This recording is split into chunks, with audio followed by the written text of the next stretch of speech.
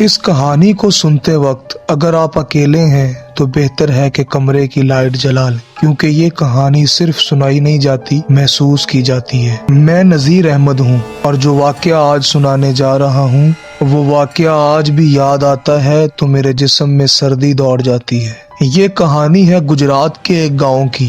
نذیر احمد بتاتا ہے کہ وہ جب 20 سال کا ہوا تو اس کے گھر والوں نے اس کی شادی کا ارادہ کیا اور ارد گرد رشتے دیکھنا شروع کر دیے۔ اس کی ماں کو ایک لڑکی پسند آ گئی اور نذیر احمد کی شادی طے ہو گئی۔ وہ لڑکی ایک قریب ہی گاؤں سے تھی۔ لڑکی بہت خوبصورت تھی اور نذیر احمد کے ساتھ اس کی جوڑی بہت سجنے والی تھی۔ شادی کا دعوت نامہ ہر گھر پہنچا دیا گیا۔ تب ایسا ہوا کرتا تھا کہ 10 دن پہلے ہی لوگ شادی والے گھر آ جایا کرتے تھے۔ تب بھی ویسا ہی ہوا۔ تمام خالائیں، پھپھو سب ان کے گھر آ چکے تھے اور خوب ہلا گلا ہو رہا تھا۔ مزے مزے کے کھانے بنتے، سب کھاتے۔ صبح صبح اٹھ کر سب کھانے بنا دیے جاتے۔ جیسے ہی جس کا دل کرتا وہ اپنا کھانا لے لیتا اور اس کھانے سے لطف اندوز ہوتا۔ بڑی ہی خوبصورت یہ شادی کی تقریب چل رہی تھی۔ ایک دن نذیر گھر سے باہر جانے لگا تو اس کی خالہ نے کہا کہ نذیر بیٹا، جب دلہے کی شادی طے ہو جاتی ہے تو اسے چاہیے کہ وہ گھر سے باہر نہ نکلے۔ بیٹا تمہیں بھی احتیاط کرنی چاہیے۔ نذیر نے سن کر کہا کہ خالہ یہ سب باتیں ہوتی ہیں، ایسا کچھ نہیں ہوتا۔ خالہ نے کہا بیٹا لوگ باتیں سمجھتے ہیں لیکن میں اس چیز کو سچ مانتی ہوں کیونکہ میں نے یہ سب اپنی آنکھوں سے دیکھا ہے۔ سن کر سب کو بڑا تجسس ہوا۔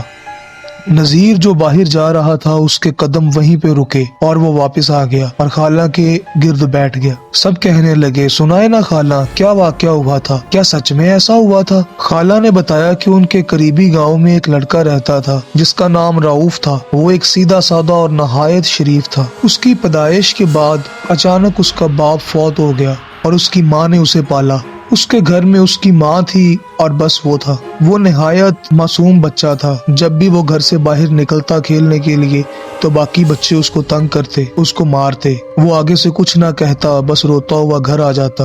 اس کی ماں دیکھتی تو کہتی پتہ نہیں یہ میرا بچہ کب تیز ہوگا۔ روز باقی بچوں سے مار کھا کر گھر آ جاتا ہے۔ جب وہ شکایت لے کر ان بچوں کی ماؤں کے پاس جاتی تو ان کی مائیں اپنے بچوں کو ڈانٹتی اور سمجھاتی کہ اسے تنگ نہ کیا کرو، وہ نہایت شریف بچہ ہے، تم لوگوں کو کچھ نہیں کہتا، مگر بچے پھر بھی اس کو تنگ کرتے۔ وہ سب شرارتی بچے کسی کا کہنا نہیں مانتے تھے۔ ایسے ہی دن گزرتے گئے اور وہ جوان ہو گیا اور اس کی ماں نے سوچا کہ کیوں نہ اس کی شادی کر دی جائے۔ اب وہ رشتہ لے کر جس کے گھر بھی جاتی آگے سے انکار ہو جاتا۔ اب وہ اپنے بیٹے کے لیے بہت پریشان تھی۔ ایک دن وہ ایک بزرگ کے پاس گئی جن کا نام بابا ارمان تھا۔ وہ عملیات بھی جانتے تھے اور بڑے نیک بزرگ تھے۔ وہ فی سبیل اللہ لوگوں کی مدد کیا کرتے تھے۔ بابا ارمان نے پڑھائی کی اور اس کے بعد ایک تعویذ دیا اور اس کی ماں سے کہا کہ اسے گھر لے جاؤ اور اپنے بیٹے کے گلے میں ڈال دو اور اپنے بیٹے کو نصیحت کرو کہ کبھی بھی یہ اپنے گلے سے نہ اتارے اور اگر کبھی اتارنا پڑے تو تم خود اتارنا اجازت کے ساتھ۔ رؤف کی ماں گھر آئی اور اس نے اپنے بیٹے کو بلایا اور وہ تعویذ اس کے گلے میں ڈالا اور 2-3 گرے لگائیں تاکہ وہ کھل نہ سکے اور اپنے بیٹے کو نصیحت کی کہ اس کو اپنے گلے سے کبھی نہ اتارے۔ رؤف نے اپنی ماں کی بات مانی اور کہا کہ ٹھیک ہے ماں، میں اس کو کبھی نہیں اتاروں گا۔ وہ روز قرآن پاک پڑھتی اور اس پر دم بھی کرتی۔ اب ایسا ہوا کہ جن جن گھروں میں رشتے کے لیے کہا گیا تھا وہ سب لوگ مان گئے۔ رؤف کی ماں نے کہا کہ پہلے تم سب لوگوں نے انکار کیا ہے، اب لڑکی کا انتخاب میں اپنی پسند سے کروں گی۔ اس کی ماں کو لڑکی پسند آئی اور رؤف کا رشتہ پکا ہو گیا اور اس طرح کسی نے اعتراض بھی نہیں کیا۔ اس کی ماں نے نصیحت کی کہ جب تک تمہاری شادی نہیں ہو جاتی تم گھر سے باہر نہیں نکلو گے۔ اس نے اپنی ماں کی بات مانی اور اپنے گھر کمرے میں لیٹ گیا۔ اس کمرے میں ایک کھڑکی تھی، جب اس کو کھولتے تھے تو ان کے گھر کا برآمدہ نظر آتا تھا۔ باہر زور زور سے بارش ہونے لگی۔ رؤف کو بارش بہت زیادہ پسند تھی۔ اس نے وہ لکڑی کی کھڑکی کھولی اور باہر دیکھنا شروع کر دیا۔ اس کے دل میں تھا کہ وہ باہر جا کر بارش میں کھیلے، لیکن اس کی ماں نے منع کیا ہوا تھا۔ اس نے اپنی ماں کی نصیحت پر عمل کیا۔ رؤف نے باہر دیکھا کہ ایک خوبصورت لڑکی بارش میں بھیگ رہی ہے۔ وہ دیکھ کر فوراً باہر آیا اور پوچھا آ کر کہ کون ہو تم اور یہاں کیوں بیٹھی ہو؟ لڑکی نے کہا کہ جاؤ تم یہاں سے۔ رؤف نے کہا کہ تم مجھے اپنا مسئلہ بتاؤ، اس بارش میں تم بیمار ہو جاؤ گی، تم چلو میرے ساتھ اندر۔ لڑکی نے پھر سے انکار کیا اور کہا کہ تم جاؤ یہاں سے۔ وہ قریب بیٹھ گیا اور اس نے کہا کہ تم مجھے اپنا دکھ بتا سکتی ہو۔ اس نے بتایا کہ وہ ایک غریب گھر کی لڑکی تھی، روٹی کے پیسے نہیں پورے ہوتے تھے، اس نے لوگوں کے گھر میں کام کرنا شروع کر دیا اور جو پیسے ملتے اس سے گھر چلا لیتے۔ کیونکہ اللہ نے مجھے حسن دے رکھا تھا، میں جس گھر میں بھی کام کرنے کے لیے جاتی وہاں کے لوگ بری نظروں سے مجھے دیکھتے۔ ایک دن ایک مرد نے میرے پہ بری نظر رکھی اور مجھ پر بہت تشدد کیا، میں وہاں سے بھاگ آئی، اب میں مرنا چاہتی ہوں۔ رؤف نے کہا کہ بے وقوفانہ باتیں نہ کرو، کسی بھی مشکل کا حل موت نہیں ہوتا۔ اس نے کہا کہ میں کسی کے کندھے پہ سر رکھ کر رونا چاہتی ہوں، اپنے دل کا غبار نکالنا چاہتی ہوں۔ رؤف نے کہا کہ ٹھیک ہے تم اندر آؤ۔ وہ اپنے گھر میں لے گیا اور اپنے کمرے میں جا کر بٹھایا۔ لڑکی نے کہا کہ تمہارے گلے میں جو یہ مذہبی دھاگا ہے یہ تم مجھے دے دو، اس سے مجھے بڑا سکون ملے گا۔ رؤف نے کہا کہ میں تمہیں یہ نہیں دے سکتا۔ اس نے بہت اصرار کیا تو وہ اٹھ کر دوسرے کمرے میں گیا جہاں پہ اس کی ماں بیٹھی ہوئی تھی اور کینچی تلاش کرنے لگا۔ جیسے اس کو کینچی ملی، کمرے سے باہر نکلنے لگا تو اس کی ماں نے کہا رک جاؤ، یہ کینچی لے کر کہاں جا رہے ہو؟ تو اس نے کہا کہ وہ ایک لڑکی کی مدد کرنا چاہتا ہے۔ اس کی ماں نے کہا کہ کیسی مدد اور کینچی کے ساتھ مدد؟ رؤف نے بتایا کہ وہ ایک بے بس لڑکی ہے اور میرے گلے میں جو مذہبی دھاگا ہے وہ یہ لینا چاہتی ہے، اس لیے میں کینچی سے کاٹ کے اس کو دینا چاہتا ہوں۔ یہ سن کر اس کو بابا ارمان کی وہ بات یاد آ گئی۔ اتنے میں وہ لڑکی اٹھ کر دوسرے کمرے سے اس کی ماں کے دروازے پر آ گئی۔ اس کی ماں کے ہاتھ میں قرآن پاک تھا جو وہ پڑھ رہی تھی۔ جیسے ہی کچھ آیتیں پڑھ کر انہوں نے اس پر پھونکی تو اس نے ایک زوردار چیخ ماری اور بھیانک ڈائن میں بدلنے لگی، پاؤں مڑ گئے اور بڑے بڑے دانت باہر نکلنے لگے۔ رؤف ڈر گیا اور اس کی ماں نے قرآن کی اور آیتیں پڑھ کر اس پر پھونک ماری تو وہ بھاگ گئی۔ وہ ڈائن حقیقت میں رؤف کو مارنے آئی تھی، کیونکہ جو جنات کسی پر عاشق ہوتے ہیں جب ان کی شادی طے ہو جاتی ہے تو وہ ان کو مار دیتے ہیں۔ یہ سن کر سب پہ خوف طاری ہو گیا اور نذیر بھی باہر نہیں گیا۔ شادی والا گھر تھا، وقت قریب آیا، بارات لے کر وہ آئے۔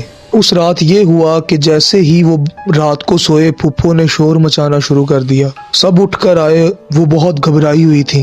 پوچھا کہ کیا ہوا تو پھپھو نے بتایا کہ اس نے دیکھا کوئی زور زور سے پاؤں مارتا ہوا سیڑھیاں اتر کر آ رہا تھا۔ کالا سیاہ رنگ تھا اور بڑے بڑے دانت نظر آ رہے تھے، منہ پر کالے رنگ کا کپڑا کیا ہوا تھا اور آ کر میرے پاؤں پکڑ کر کھینچنے لگا۔ سب نے سن کر کہا کہ نہیں یہ آپ کا وہم ہے، کیونکہ آپ نے خالہ سے کہانی سنی تھی تو آپ بہت زیادہ ڈر گئی ہیں۔ سب نے پھپھو کو تسلی دی۔ اگلی رات دادی ماں نے کہا کہ اس کی جگہ پر وہ آج سوئیں گی، کیونکہ وہ بہت مضبوط اعصاب کی مالک تھیں۔ رات کو دادی امی کے بھی چیخنے کی آوازیں آنے لگیں۔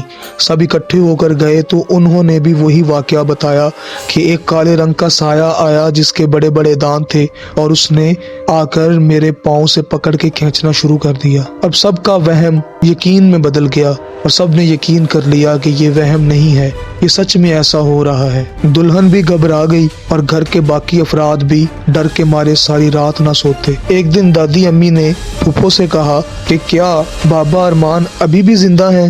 تو پھپھو نے بتایا کہ نہیں، وہ تو زندہ نہیں ہے، لیکن ان کا ایک بیٹا ہے، وہ بھی ان کی طرح عملیات کرتا ہے۔ وہ ان کے پاس گئے اور ان کو جا کر سارا ماجرا بتایا۔ اس نے کہا کہ وہ اپنے والد کی طرح بہت سارے عملیات تو نہیں جانتا، لیکن ان کی مدد کر سکتا ہے۔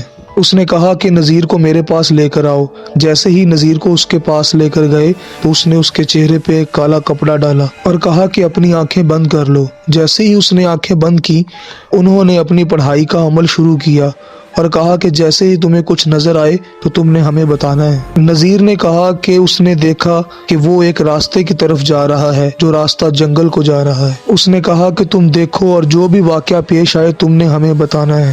نذیر نے دیکھا کہ ایک کمرہ ہے جس میں جا کر وہ بیٹھ گیا ہے اور ایک بزرگ آیا ہے جس کی لمبی لمبی سفید داڑھی، سفید پلکیں اور سفید ہی بھویں ہیں۔ اس نے آ کر سلام کیا اور بیٹھ گیا۔ اس نے نذیر سے کہا کہ تم گھبراؤ نہیں، میں تمہاری مدد کے لیے آیا ہوں۔ اس نے پڑھائی کی تو ایک فیملی حاضر ہوئی جن کے 2 بچے تھے اور خود 2 میاں بیوی تھے۔ بڑے بڑے دانت تھے، رنگ کالا سیاہ تھا اور آنکھیں بالکل سیدھی تھیں، لمبائی کے رخ۔ جیسے ہی پلک جھپکتے تو ایسا لگتا جیسے آنکھیں سائیڈوں سے بند ہو رہی ہوں۔ بابا جی نے کہا کہ تم لوگ ان کو کیوں تنگ کر رہے ہو؟ انہوں نے کہا کہ ہم ان کو تنگ کرنے کے لیے نہیں آئے، ہم تو اپنے گھر میں جا رہے تھے۔ راستے میں ہم نے دیکھا کہ ایک گھر میں بہت روشنی ہے اور مزے مزے کے کھانے بن رہے ہیں، تو ہمیں وہ بہت پسند آئے۔ ہم کھانے کے لیے رک گئے، ان کے گھر میں ایک پیپل کا درخت ہے، ہم اس پر رہتے ہیں۔ ہمارے بچے شرارتی ہیں، وہ ان کو ڈرا رہے ہیں لیکن وہ کوئی نقصان نہیں کرتے۔ کیا ہم لوگ ان کے ساتھ رہ سکتے ہیں؟ بابا جی نے کہا کہ نہیں، وہ تمہارے ساتھ نہیں رہنا چاہتے، تم لوگ جاؤ یہاں سے۔ بابا جی نے زور سے دبکا دے کر کہا کہ خبردار، آئندہ ان کو تنگ کیا تو جا کر اپنے قبیلے میں بسو، اور پڑھ کر پھونک مارا تو وہ غائب ہو گئے، اور نذیر سے کہا کہ وہ آج کے بعد ان کو کبھی تنگ نہیں کریں گے۔ نذیر بتاتا ہے کہ ابھی بھی پھپھو اور دادی کے سامنے کبھی ذکر کریں، بلکہ ہمارے سامنے بھی کبھی ذکر کریں تو ہمیں ڈر لگتا ہے، بہت خوف آتا ہے۔ ہم اتنے سالوں میں بھی ان لمحات کو بھلا نہیں پائے۔ کروڑوں درود و سلام ہو محمد و آل محمد صلی اللہ علیہ وآلہ وسلم پر۔ جو لوگ بیمار ہیں اللہ ان کو صحت کاملہ عطا فرمائے۔ اللہ حافظ، ملیں گے اگلی سچی خوفناک کہانی کے ساتھ۔